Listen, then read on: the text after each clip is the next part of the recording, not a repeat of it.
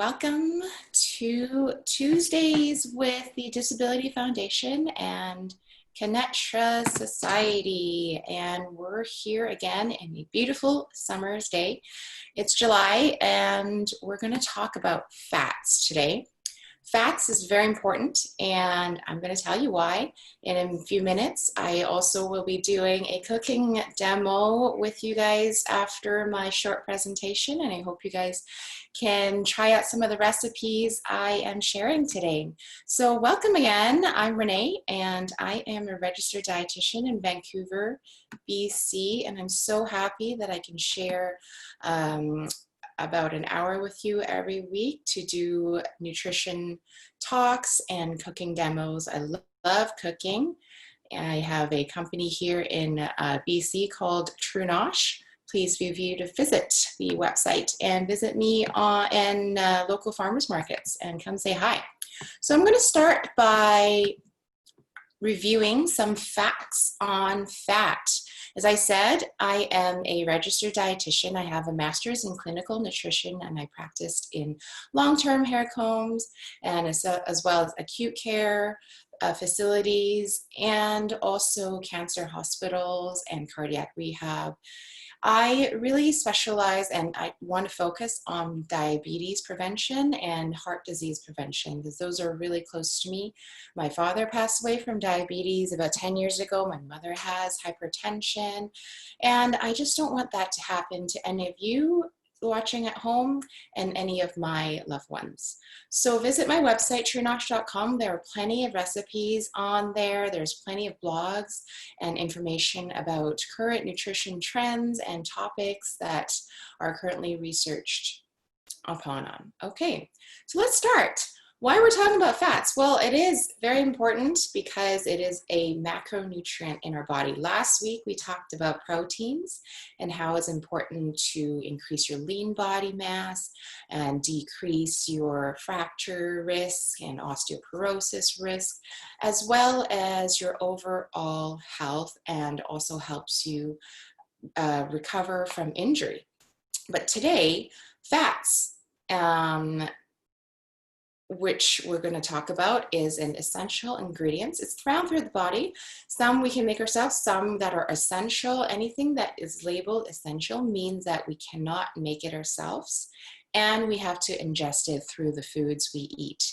It also makes up all our cells. So our cells are little globules, and they're an encasing of phospholipids, and the phospholipids are essentially fatty acids. Without it, we can't survive because we don't have a body. We need fats for energy, and we need fats to absorb vitamins, and we need them to protect our heart and also help us with our thinking and our brain health.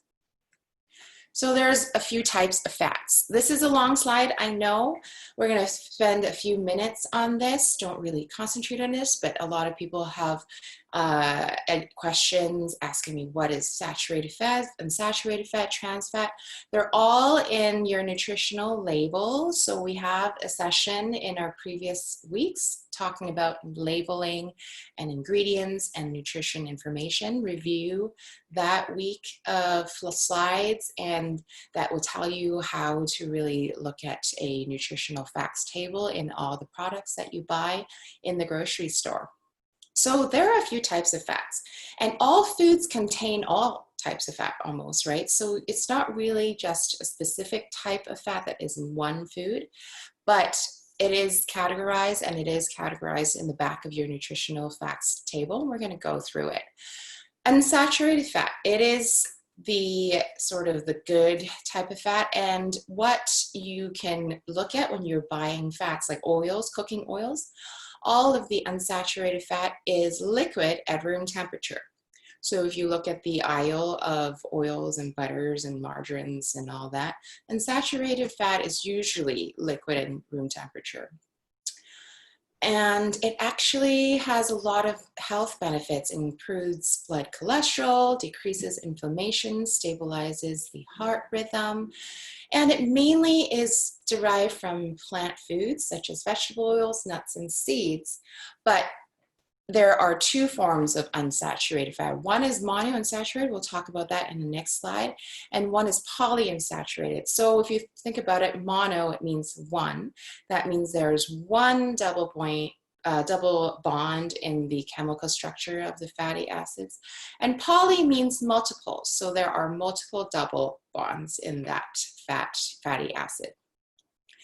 Saturated fat, mostly found in animal foods, but also some plants have saturated fats such as coconut, avocado, coconut oil, and palm or kernel oil also has saturated fats that are considered a plant food. Trans fat, another form of fat labeled in your nutritional facts table, is naturally occurring actually, but you can also make it synthetically in a lab. And this is done by heating up vegetable oils. So usually unsaturated oils are heated up and hydrogen gas is blasted in the oil while it's being heated. So this process is called hydrogenation. So in the ingredients, when you look at the back of the package, you'll see hydrogenated oils. And that's what it means. It's a process that you create solid oil. So margarines and shortening are created by a vegetable oil. And when it's hydrogenated, it becomes solid form in room temperature. Why we do this? Because it's more stable and less likely for the oil to become rancid. So it increases shelf life and it doesn't turn bad as quickly. But it is one of the worst oils and fats to ingest because it increases cholesterol and increases the risk of heart disease. And it causes insulin resistance, therefore it can lead to diabetes and then stroke, and also causes inflammation in your body. We had a session on inflammation and I urge you to review those slides and that session in a previous video that we recorded. And that has a lot of information on how to adapt an anti-inflammatory diet. There are good fats versus bad fats. So there are, in the previous slides, we said that there's two types of unsaturated fats. Monounsaturated fats are found in olives, olive oil, peanut oil, canola oils. They're also found in avocados. And then also nuts, almonds, hazelnuts, pecans are full of monounsaturated fats, as well as seeds such as pumpkin seeds and sesame seeds. And then we have the second polyunsaturated fats, which have more than two double bonds in the fatty acid chain. And these are linked with lowering your heart disease risk. They're found in sunflower oil, corn oil, soybean oil, flaxseed oils. Walnuts and flax seeds are full of polyunsaturated fats, and also fatty fish like salmon. And a lot of people hear polyunsaturated fats related to omega-3 because it essentially is the same thing. And omega-3 fatty acids is a polyunsaturated fat, meaning there's more than one double bond. And the body can't make omega-3s, so you must eat them in your food or as a supplement. And polyunsaturated fats should be about 8 to 10% of your calories that you ingest in a day. And another form of fat, which is saturated fats, is not so good for your body, but we also need it.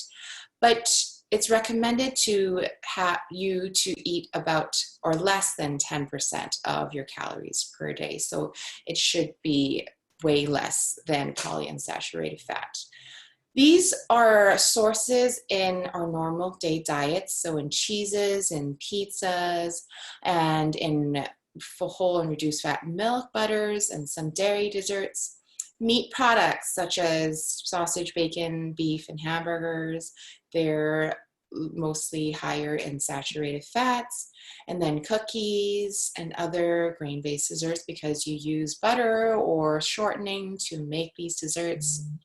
And then a variety of mixed fast food dishes that are high in saturated fats.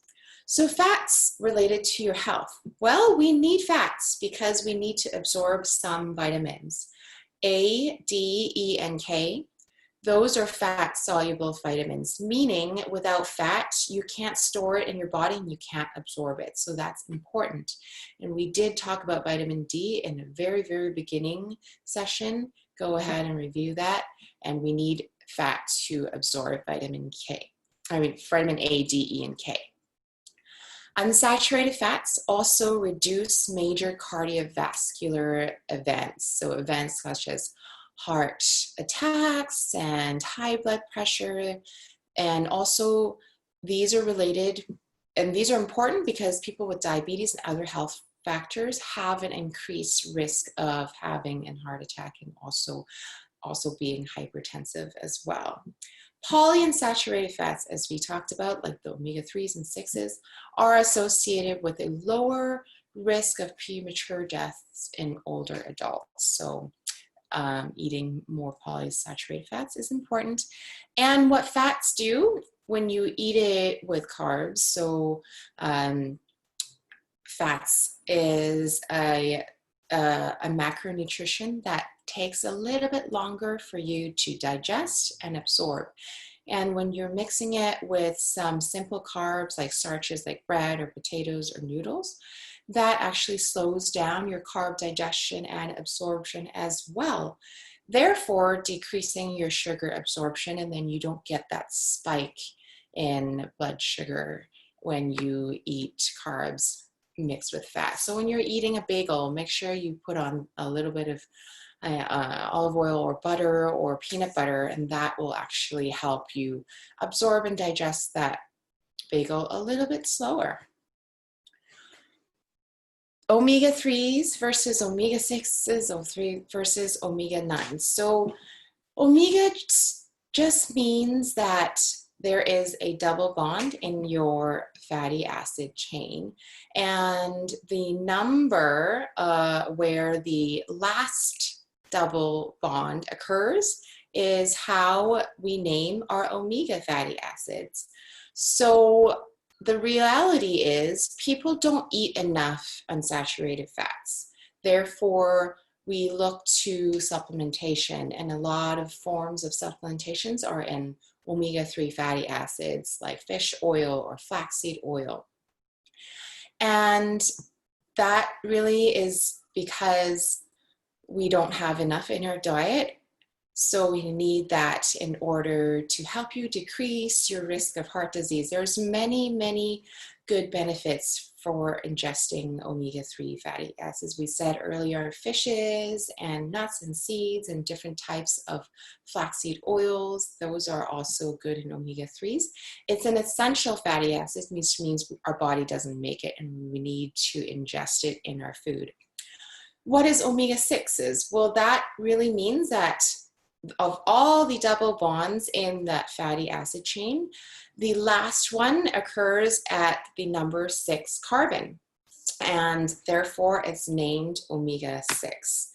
But we don't really need and see that in supplements because we eat enough of that in our food.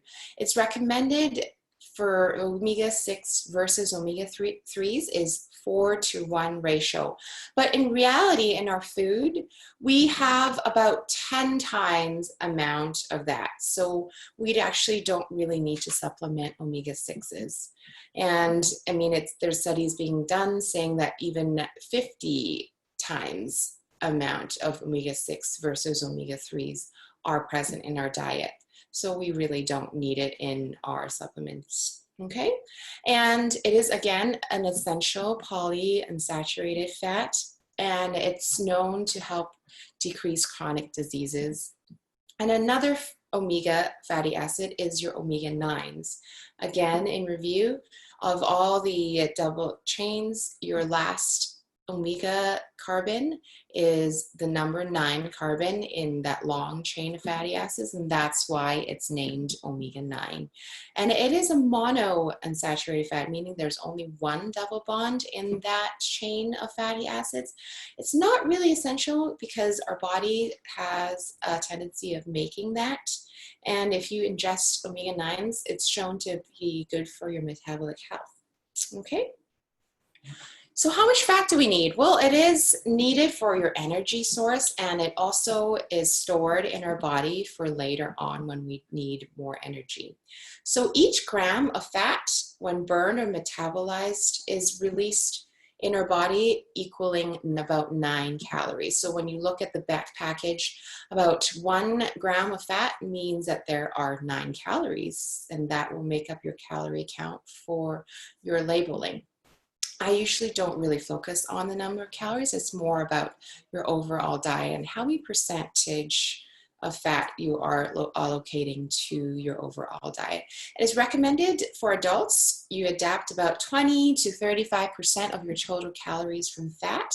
What does that mean for someone who's ingesting about 2,000 calories in a day? And that's just an example. If you're smaller in build and height, you need less calories. And if you're taller and you have more muscle, which means you burn more calories in a day, you'll need more. But this is just a ballpark number that you can follow. It's about 44 to 77 grams in a day, and that equates to 20 to 35% of your total calories. And with that said, less than 10% should be your saturated fat amount, and 8 to 10% of your overall calories should be your polyunsaturated fat intake. Your fat goals, so daily fat goals for a 2,000 calorie sort of a ballpark estimation, as I said in the previous slide, should be about 44 to 77 grams. Well, what does that mean?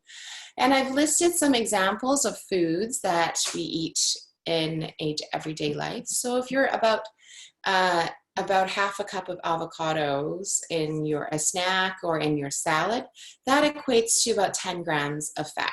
If you are hard boiling 1 egg, that's about 5 grams of fat.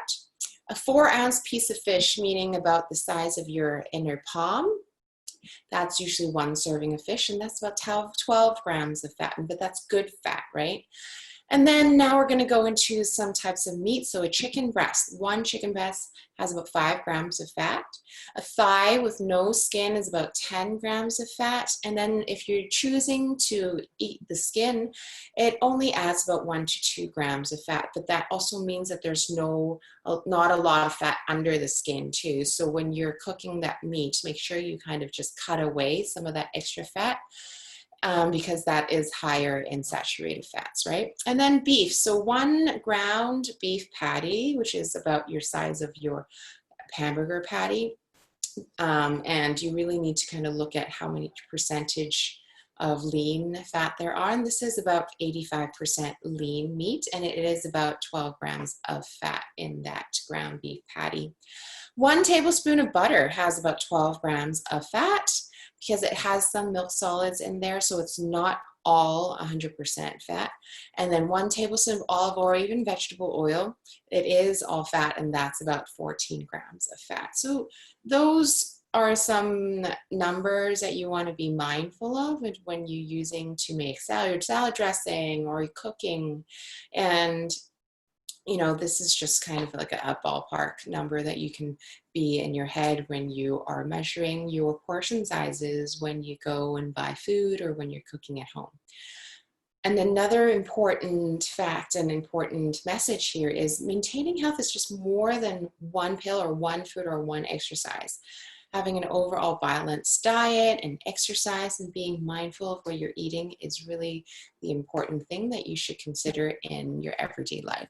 So some fat research here I want to share with you. And, you know, it's kind of important to know some of these facts or look current research that some medical institutes and universities are studying. Premenopausal women, so a lot of people are adapting to a plant-based diet, and they've done studies with, you know, women eating more animal fat versus women eating vegetable fat. And diets high in animal fat have an increased chance, a 44% higher chance of getting breast cancer, though, versus those women eating less animal fat, meaning, you know, you should try to decrease your red meat intake And also because meats have some sort of hormones that should be factored in that, so causes some sort of cancers that are hormone sensitive, right?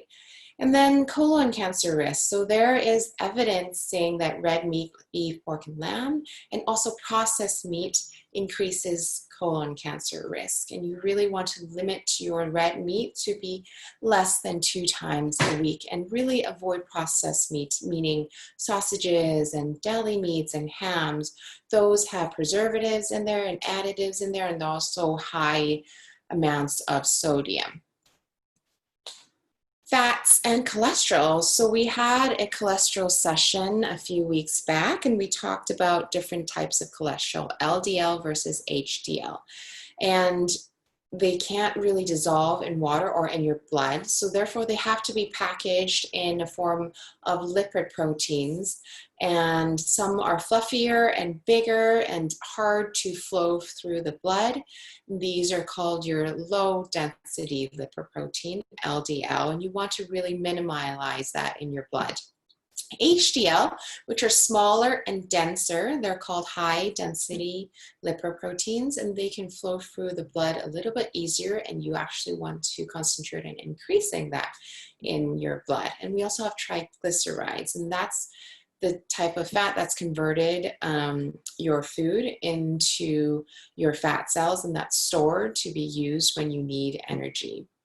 Scientific studies actually don't really show a large relationship between amount of cholesterol ingested and their blood cholesterols. It is actually important, again, to avoid your processed sugar, processed food, focus on a balanced diet, increasing your lean proteins, your more fiber, which are vegetables, fruits, and your whole grains and legumes, and your healthy fats, which are your omega-3s, and in animal products, which are your fishes, right?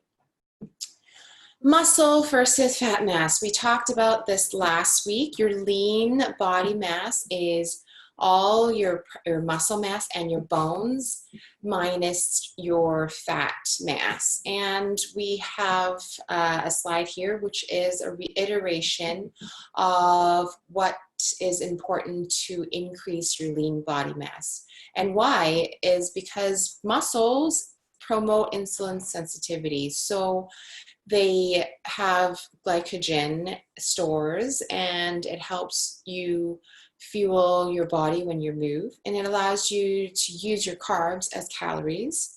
And then it increases insulin sensitivity, therefore it protects against diseases like diabetes, and your body can utilize carbs versus your muscles. So it protects you against metabolic diseases and diabetes. So increasing your muscle mass versus fat mass is important. And also makes your body look more tight and more thin, so you don't have to carry so much body mass around with you, so you can be happier and healthier and not carrying so much body mass, right? And then muscles also protect against obesity. We talked about this last week. Diabetes is the inability to use your carbs productively.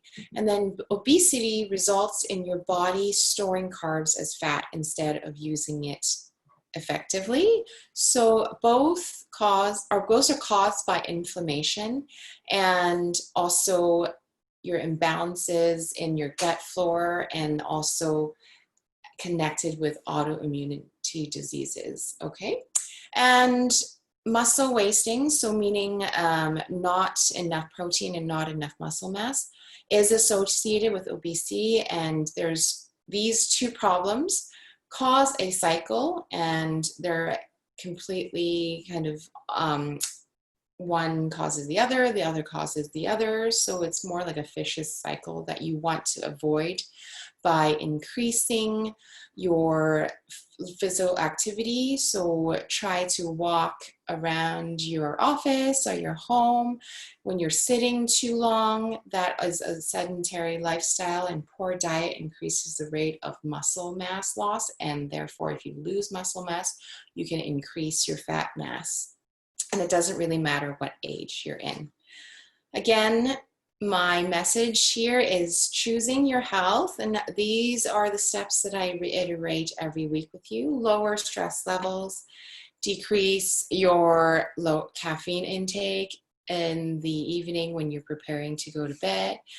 Try to find a place where you can just calm down, do some breathing exercises, maybe some yoga and meditation, and hang out with some friends, you know, have a good laugh or watch some comedy. Get enough sleep. So 7 to 8 hours, very important.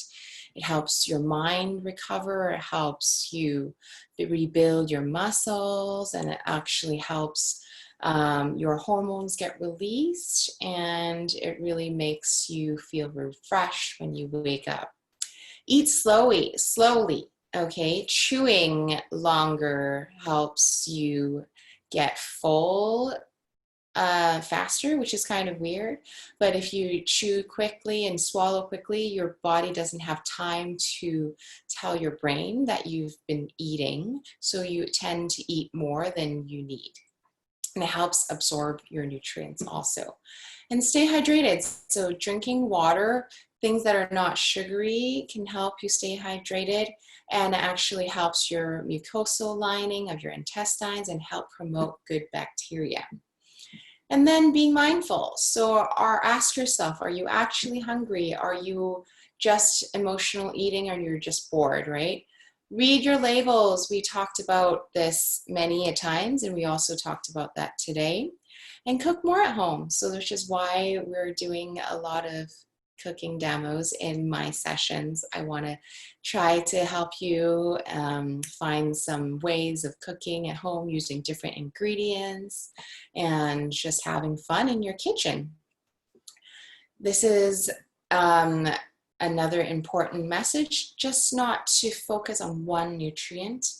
And labeling is important, reading the back and all the nutrition information and all the ingredients. Something that is labeled low fat in the front doesn't mean that it doesn't have all those refined carbs and calories and sugar and sodium. So be careful with labels. And another thing that you can take is ask questions, right? Call 811, go to the HealthLink BC website. There are a lot of information in there. Prevention is key. You don't want to end up, you know, with high blood pressure or uncontrolled blood sugar before you ask for help, okay? And another way to ask for help is to find a dietitian. BC Dietitians is there to help you, bcdietitians.ca, very helpful.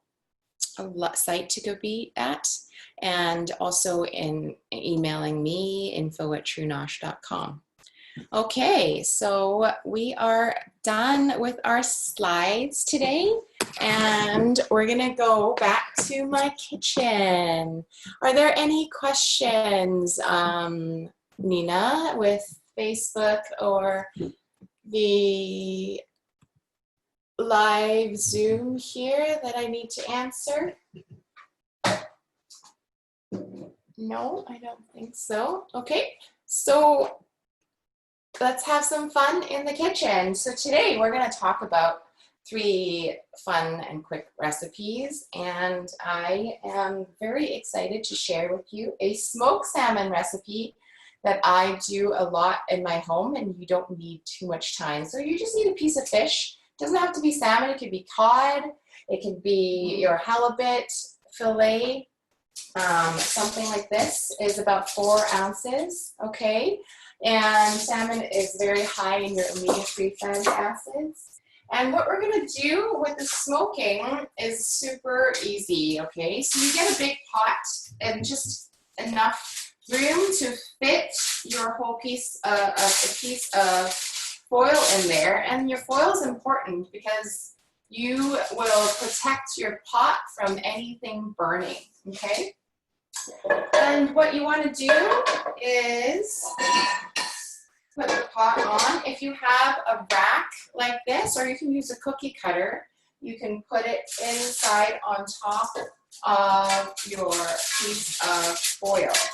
And then now you want to go and take a look at what spices you have in your kitchen. And what I have is actually some mixed spices, and this is pickling spice, and you can find pickling spice in most spice aisles in your grocery store, and it's comprised of black pepper, allspice, cumin, coriander seeds, mustard seeds, some cinnamon, and bay leaves. If you don't have pickling spice, you can go ahead and just find some dry thyme or dried coriander seeds, and even just salt and pepper is fine. Or you can actually use tea leaves. Tea leaves are really great to use for smoking. And you don't have to smoke fish. You can smoke tofu, you can smoke tempeh, you can even smoke boiled eggs, which are really fun to do also. Okay, so I'll hand like about a tablespoon of pickling spice goes on my foil, okay? And this is the only class or only time that I will use sugar, but it's not for cooking. We're actually not gonna eat this, so that's why it takes me like a few years to finish a sugar packet, is I use it to smoke my fish. So I'm going to add about 1 tablespoon to the bottom of the pot, and we're only using this for the smoking effect. And now we're going to turn on our heat. Okay, so turn it on to medium, and slowly you'll see that the sugar will start steaming. So, or start fuming, okay? So this is what it looks like on the bottom of my pans. You see the spices and the sugar. And then once you see the sugar starting to fume and burn, you wanna make sure that you have a cover to cover your pot when it starts steaming.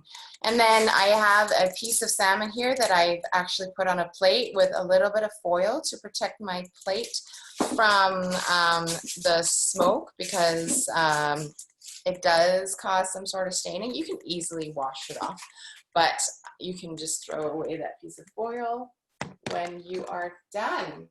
So I'm gonna wait for the spices to fill up my kitchen. You do want to turn on your hood to about medium setting, and the smoking will take less than 10 minutes after the sugar has started fuming. Okay, I'm just going to turn it down, okay, to a low setting. So that's it, and you want to put a little bit of salt and pepper on it right before you start putting it on the pot. So I hear the spices crackling, and I know the pan is hot. So now I'm going to start by putting some pepper. You don't have to put salt if you are trying to lower your salt intake. So what I have is some garlic powder. So I'm just going to slightly drizzle some garlic powder on here. And then if you want to add a little bit of either olive oil or sesame oil, you can, but fatty fish is already quite good, high source of omega-3s, and you don't need to do that. It's just for flavor. So I see that the sugar is fuming, and I'm going to bring you a little bit closer. Do you guys see that? Okay, and that's when it's ready to add the fish. So I'm just going to add the fish on the rack, and then you're going to cover this guy up, and then you're just going to put the clock on for about 8 minutes, okay? So 8 minutes, your fish should be done and ready to eat, and will give you a really nice flavor. So now we're gonna do a dipping sauce for some of your snacks if you want. So we have some celery here that we're gonna use for our dips that we're gonna eat. And we're going to use the sauce for our fish too. But usually the fish is flavorful enough and you don't need the extra sauce. But the sauce is also good for increasing some protein and fiber because we're using some nuts and seeds today. So we have a tahini. We have some curry powder here, and then we also have some chestnuts. And a lot of people don't really know what to do with chestnuts, and I'm going to show you a really quick dipping sauce because I know a lot of people are allergic to nuts, so you would want to stay away from almond butter or peanut butter. But chestnuts are also a tree nut, so if you're allergic to peanut butter, you might not be allergic to chestnuts, but if you're allergic to almonds, then you might be allergic to chestnuts. But these are a lot bigger, and you don't actually need to use too much of it, and it's quite flavorful. So this is an alternative to peanuts, and also I'll use a little bit of tahini because those are also higher in monosaturated fats. Okay, so you can just buy chestnuts roasted and they're already de-shelled, but I bought these that have the shell intact, but they're already roasted and they come out super easily. So I only really need about 3 or 4 chestnuts to make this sauce. I can smell the smoked salmon in my pot, so super awesome. Okay, so I have some chestnuts here. I've cut my celery for my side dish or as a snack for the dipping sauce. And if you have kids, you can use this to make the little ants climbing up the tree kind of snack, right? And bring it to them instead of giving them peanut butter. Okay, so I'm gonna get a plate really quickly for my celery. Celery is great because it's actually about 95% water, and there's a lot of fiber in here. So you want to keep the fiber intact, and it's also a great snack. It's very satiating. You don't need a lot. So for the sauce, I'm just going to cut up some chestnuts, okay? Rough chop is fine.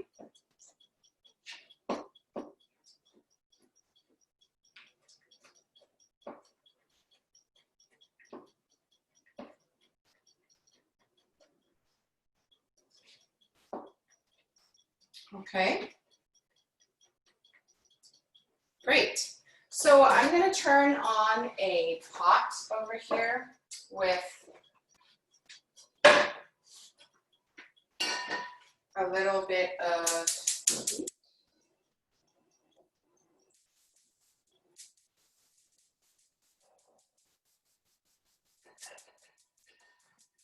Okay. So I don't need to really put any oil in my pan for the chestnuts. I'm technically roasting them again, and once I smell a nice aroma from the chestnuts, I'm going to add in a little bit of water, and then a little bit of tahini and a little bit of curry powder. You don't really need anything extra. So I'm going to get some water. You only really need to add a half cup of water to this, and then 2 tablespoons of tahini and a little bit of curry paste. And this is good for chicken, good on meat, good on fish as we have today, and even good on tofu. So this is a really good multifaceted dipping sauce over any protein, or sauce even over some vegetables. And you don't need any salt because we got the curry powder, and that's actually a very nice flavor for a lot of proteins and vegetables that you're making at home. So another snack that we can do is making a really easy dip or guacamole at home. So I make a hot sauce line. This is my first base with jalapeno and cilantro, and I added a little bit to a bag. And what you can do is open an avocado. So just cut it in half. Okay, half an avocado is about a a little bit more than a quarter cup. So this is about 1/3 cup of avocado. And we said that before in our slides, a 1/2 cup of avocado. Does anybody remember how many grams of fat there are? I think there's about 10 in that. So I'm gonna put a little bit of avocado in the bag. And then it's picnic season, right? So you don't have to worry about bringing any bowls to the park. You just need to bring a Ziploc bag when you're making a dip. You can also add onions and tomatoes to this. And what you just do when you get to the park, add, just mush it up and it's ready to be used as a dip when you're, serving it up with some whole wheat crackers. So my bell just rang. I'm going to turn that off.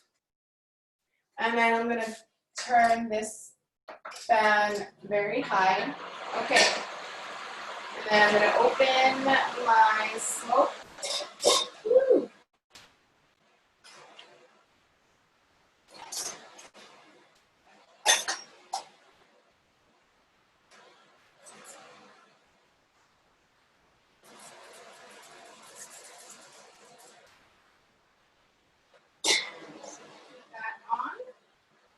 We have our nice smoked fish. Ta-da! That only took less than 10 minutes, right? Very, very, very nice flavor.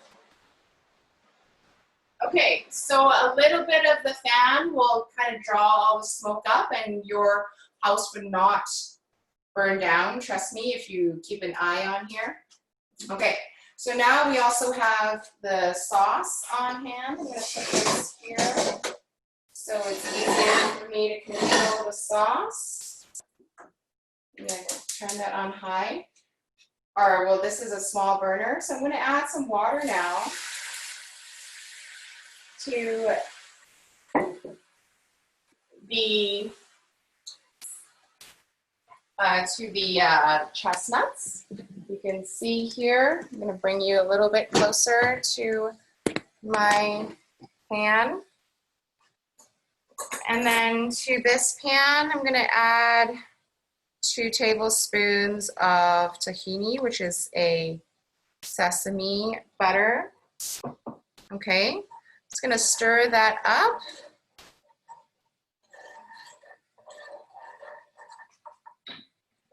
And then a little bit of curry powder. Curry powder has a lot of ingredients in there, but it's yellow and there's actually quite a lot of turmeric in there. So I'm gonna add a little bit, like about a teaspoon of that in there, and then I'm gonna turn the heat.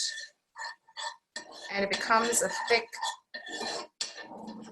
paste, and we can finish the salmon by ladling a little bit of sauce on top of the salmon, and then also use this as a dipping sauce for our cilantro, like that. And then on the other side, we have a little bit of guacamole that we made with your favorite hot sauce, and that will also pair really well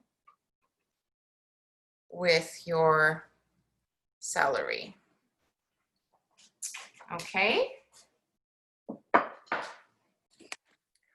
And that is all I have for you guys today. Are there any questions before we have some lunch? Nina? I don't see any on Facebook and no one has typed in, but I think Elizabeth is here with us. So if she has any questions, she's welcome to join in. Yeah, absolutely. I'm gonna try this sauce. Good.